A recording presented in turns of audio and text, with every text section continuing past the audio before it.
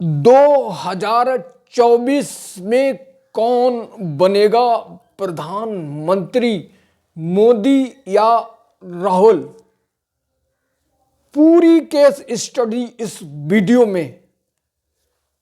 राजनीति, सत्ता का नशा ऐसा होता है कि वो सत्ता तक पहुंचने के लिए मोदी एक चाय वाले होकर प्रधानमंत्री का सपना देख सकते हैं, तो हम भी सपना देख सकते हैं। वही सपने को राहुल गांधी देख रहे हैं।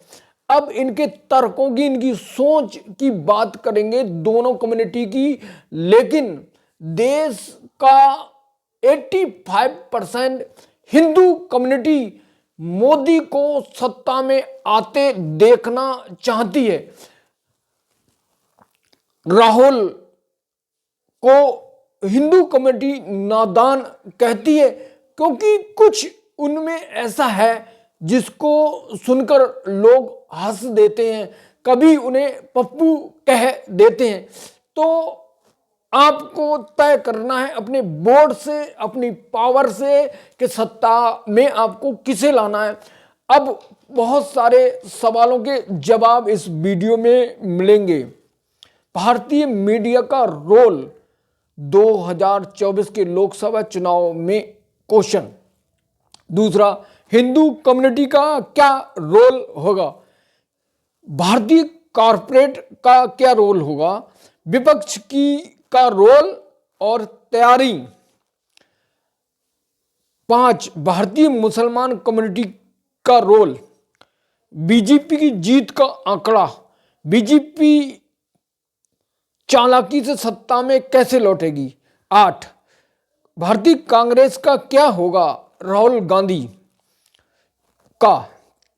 10, कौन कौन सी सामयिक घटनाएं होंगी, घटना होना शुरू हो गई हैं सत्ता जीत के लिए? 10, सत्ता की जीत का नशा कैसा होगा? 10, चुनाव की नई रणनीति राहुल और मोदी जी की क्या होंगी? तो ये सब सवालों के जवाब इसमें मिल जाएंगे। फटाक से चैनल को सब्सक्राइब कर लीजिए और मस्त और एकदम एंजॉय, आपकी जिंदगी को समझ में आ जाएगा कि सत्ता में कौन लौटेगा। तो एक वशीकरण फार्मूला होता है, ब्रेन वॉश, क्या कहते हैं उसे, सम्मोहक। तो अगर आप ये 3 चीजों को याद रखेंगे तो आप प्रधानमंत्री बन सकते हैं। सत्ता में आने के लिए बहुत बड़ी बात नहीं है, लेकिन जो किसी के एजेंडे पर, सीधे मोदी जी के एजेंडे पर आप विपक्ष हैं और विपक्ष बनकर बार बार मोदी मंत्र का वर्ण करते हैं, तो उसका फायदा सिर्फ मोदी को मिलेगा, आपका डिमोशन होगा। तो बहुत सारी बातों को शुरू करते हैं। वीडियो को जल्दी से सब्सक्राइब कर लीजिए। वीडियो को शुरू करते हैं। गुड मॉर्निंग, एसबी सागर, बिजनेस लीडरशिप कोच। शुरू करते हैं वीडियो को।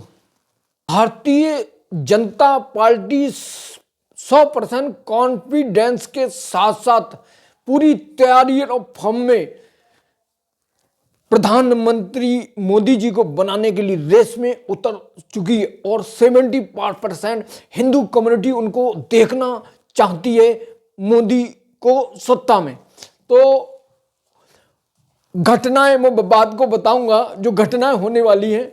सबसे पहला टॉपिक, भारतीय मीडिया का रोल। भारतीय मीडिया एक पालतू मीडिया बन चुकी है। दूसरी बात, मीडिया को अपनी दुकान चलाना है और सत्ताधारियों को अपनी सत्ता चाहिए। तो उनकी, मीडिया की मजबूरी है कि उन्हें उनकी खबर को चलाना ही है। अगर आपको दुकान चलाना है तो मीडिया सिर्फ मोदी मंत्र का वर्ण करेगी, जिसे कोई रोक नहीं सकता, और जो रोकेगा उसका हाल इस मीडिया जगत में नहीं है। तो मीडिया वशीकरण करके मोदी को सत्ता में हर हाल में पहुंचाएगी, और ये तैयारी है और ये दावा है। कोई भी उनको मोदी का बीजेपी का सत्ता में पहुंचने का मंत्र हिंदुत्व है, और हिंदुत्व को एक्टिव करना। हिंदू मुस्लिम जो टीवी पे करते हैं आपस में, कभी देखा एंकर को गाली देता है सामने वाला जो यूजर होता है, जो बोलता है, प्रवक्ता होता है, कभी कभी बदतमीजी करता है। बहुत सारी ऐसी घटना हो चुकी हैं, लेकिन मीडिया मानने को तैयार नहीं, मानेगी नहीं, क्योंकि उसे दुकान चलाना है।